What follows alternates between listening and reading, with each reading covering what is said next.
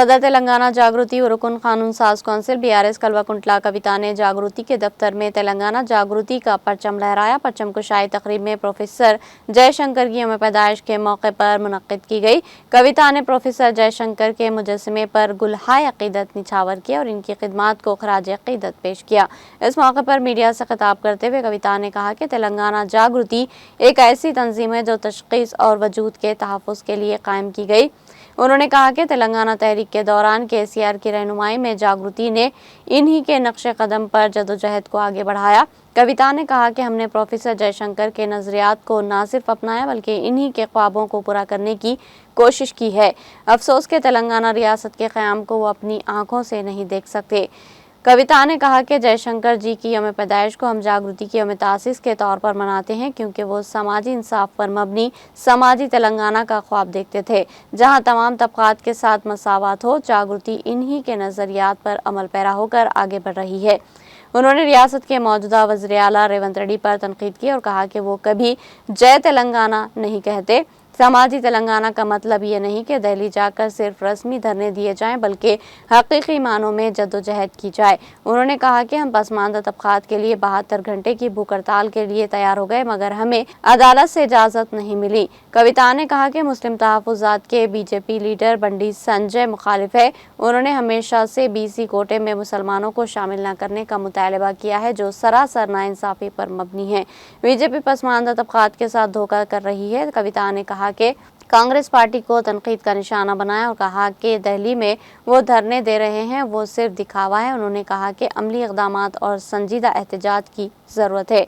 उन्होंने कहा कि आज तक हुकूमत ये वाज़े नहीं कर सकी कि 42% बीसी तहफ़्फ़ुज़ात में मुसलमानों का हिस्सा है या नहीं। सदर तेलंगाना जागृति ने ऐलान किया कि 15 अगस्त से कब जागृति की नई कमेटियों का बड़े पैमाने पर क़याम अमल में आएगा। बहुत से लोग जागृति में शामिल होने के लिए तैयार है और हमें तमाम तबकात से ज़बरदस्त हिमायत हासिल हो रही। पसमानदा तबकात की फलाह व बहबूद के लिए कांग्रेस और बीजेपी दोनों पार्टियों को संजीदगी से काम करना चाहिए मगर बदकिस्मती से वो इस सिमत कोई कदम नहीं उठा रही। जागृति पसमानदा तबकात के लिए एक मुकम्मल अमली मनसूबा तरतीब दे रही है और मुस्तक़बिल करीब में कई बड़े एहतजाजी प्रोग्राम मुनक़्क़िद किए जाएंगे। तेलंगाना तहरीक के दौरान हमने हर पार्टी को जय तेलंगाना का नारा कहने लगाया था। अब वक्त आ गया कि बीसी रिजर्वेशन के लिए भी तमाम जमातें मुत्तहिद हो। हम कांग्रेस से मुतालबा करते हैं कि वो बीसी रिजर्वेशन के मामले पर दिल्ली में ऑल पार्टी वफद के साथ जाए, तमाम पार्टियों के लीडरान को मकतूब तहरीर करे और सदर जमहूरिया से ऑल पार्टी वफद के साथ मुलाकात करे। जागृति पसमानदा तबकात के लिए अपने अहद और मिशन के साथ पुरज़्म है और इस जद्दोजहद को मज़ीद तेज़ करेगी। అంటే ప్రధానంగా ఒకటే అండి, రెండు పార్టీలు ఎవరైతే చిత్తశుద్ధితోని రిజల్ట్ ఓరియంటెడ్గా పనిచేయాలనో ఆ రెండు పార్టీలు కాంగ్రెస్ కానీ బీజేపీ కానీ ఇద్దరు పరస్పరం నేను కొట్టినట్టు చేస్తాను నువ్వు ఏడిచినట్టు చేయని ఒకరినొకరు కలుపుకొని మరి నాటకం చేస్తున్నటువంటి విషయం తెలంగాణ బిడ్డలు ఇప్పటికే గమనించిండ్రు. ఇంకా పెద్ద ఎత్తున అది అర్థమవుతున్నది రోజు రోజుకి. ఇయ్యాల్సినటువంటి బీజేపీ దీక్ష చేయడం, అడగాల్సినటువంటి కాంగ్రెస్ కూడా దీక్ష చేయడం, మాలాంటి ప్రతిపక్షాలు కూడా దీక్ష చేయడం, దీంతో ప్రజల్లో ఒక కన్ఫ్యూజన్ క్రియేట్ చేసేటటువంటి ప్రయత్నం చేస్తున్నారు. కానీ తెలంగాణ ప్రజలు విఘ్నులు, తప్పకుండా గుర్తుపడతారు వీళ్ళ ప్రయత్నాన్ని. తెలంగాణ జాగృతి మాత్రం సామాజిక తెలంగాణ సాధన కోసం ఏ ఒక్క అంశాన్ని కూడా వదిలిపెట్టకుండా ముందుకెళ్తాం. రెండు పార్టీలను కూడా ఎండగడతామని తెలియజేస్తాం. నిపుణులతో మేము సంప్రదిస్తూ ఉన్నామండి. ఇప్పుడు ఈ ఢిల్లీలో కాంగ్రెస్ చేస్తున్నటువంటి 2 రోజుల హడావుడి ఏదైతే ఉందో అట్లీస్ట్ దాని తర్వాత కనీసం రాహుల్ గాంధీ గారు ఒక్కసారైనా పార్లమెంట్లో మాట్లాడతారా, సోనియా గాంధీ గారు రాష్ట్రపతి గారు అపాయింట్మెంట్ కోరరా, ఈ అన్ని అంశాలను కూడా చూసిన తర్వాత మా యొక్క కార్యాచరణ ప్రకటిస్తాం. మీకు తెలుసు ఇదివరకు మేము రైల్ రోకో ప్రకటిస్తామని చెప్పి చేసి గ్రామాన ప్రచారం చేసిన తర్వాత తప్పనిసరి పరిస్థితుల్లో రాష్ట్ర ప్రభుత్వం ఆర్డినెన్స్ని ప్రకటించింది.